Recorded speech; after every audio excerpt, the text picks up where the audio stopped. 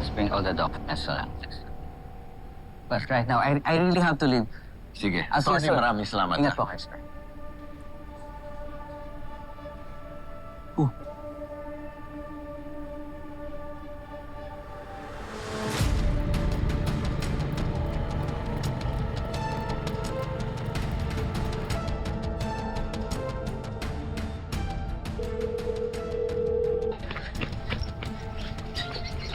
Lo!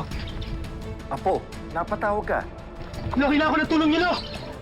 Nasaan ka? Xavier!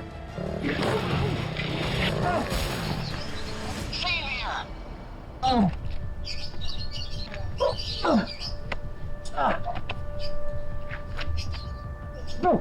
Huwag nga lang, bro! Tayo! Aray ko. Ayos lang ako. Dalhin kita sa ospital. Hindi. Okay lang ako. Okay lang. Aray ko! Okay lang. Okay lang. Dalhin kita! Okay lang, bro! Okay lang.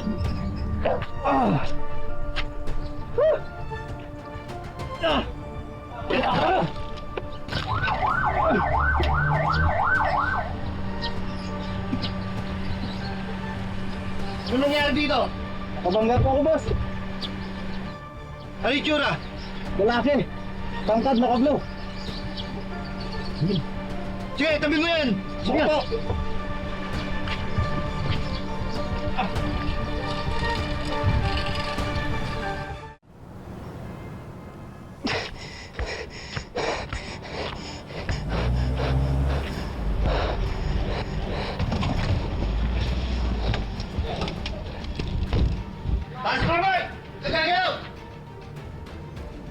Sir, magpapaliwanag ako, sir. Wala akong ginagawang masama. Sir! Ang aray ko, sir. Dahan-dahan lang, sir. Sir, wala akong ginagawang masama, sir. Ipapaliwanag ko sa'yo. Sandali lang, oh! Han, she's being unreasonable. Our company's policy is to allow our employees to dress comfortably kung anong gusto nila. Mabihira siya. Look, don't worry. Kakusapin ko siya. Really? Maliit na bagay, pinapalaki nyo? Look, I expected worse. Sa unang araw ni Divina, she only instituted very small changes. Hiniling lang niya na magkaroon ng sariling opisina. Granted, ikaw yung nawalan ng opisina, Charlene. Pero maliit na bagay lang yun. Ngayon naman, gusto niya magkaroon ng dress code. Well, that's not asking for too much. It's not as if pinagre-resign ka niya sa posisyon mo, which I would have probably done if I were in her position, given the history of the two of you. Ma, Kaya nga, pagbigyan nyo na. Maliit na bagay lang yan eh. Let's not make a big deal out of it, okay?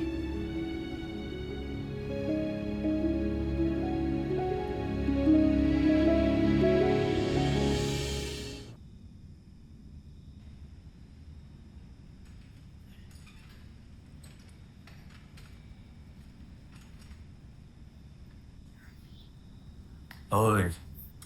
Ano, mahipang ka naman sa mga hangin dyan. Kahit naman eh.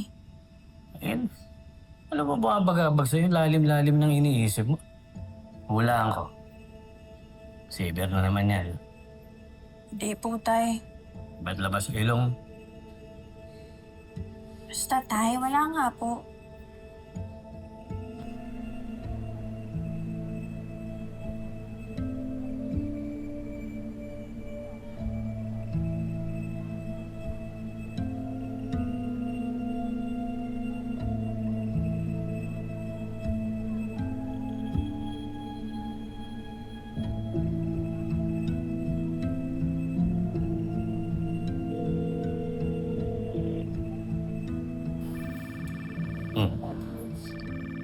Sino ba yan?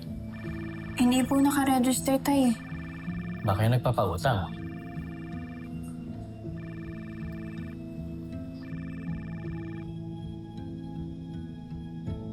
Hello?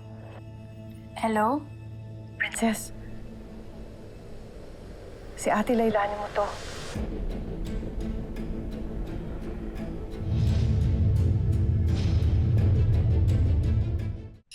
So how was your day?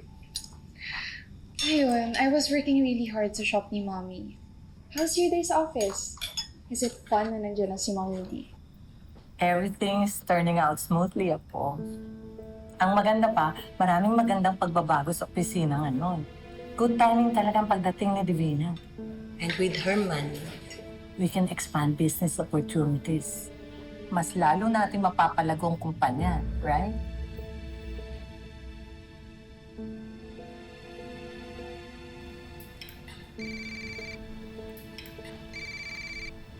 Anak, pwede bang mamaya mo na yan sagutin? Pusin mo muna yung pagkain mo. This is Ava. Hindi siya tatawag at this hour kung hindi ito emergency. Excuse me.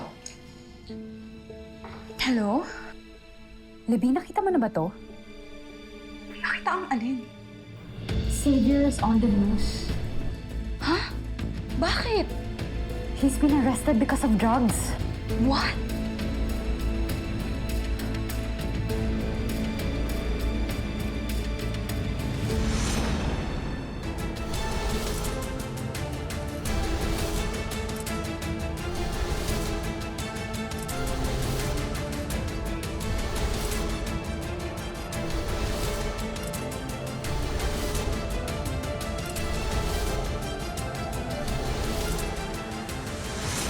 Marami-rami itong mahuli sa'yo. You're looking at habang buhay na pagkakakulong. Si Joseph po makakasagot ng lahat ng ito, Lo. Wala akong kinalaman dito, Lo. Wala akong ginagawang masama. Tinulungan ko lang siya, Lo.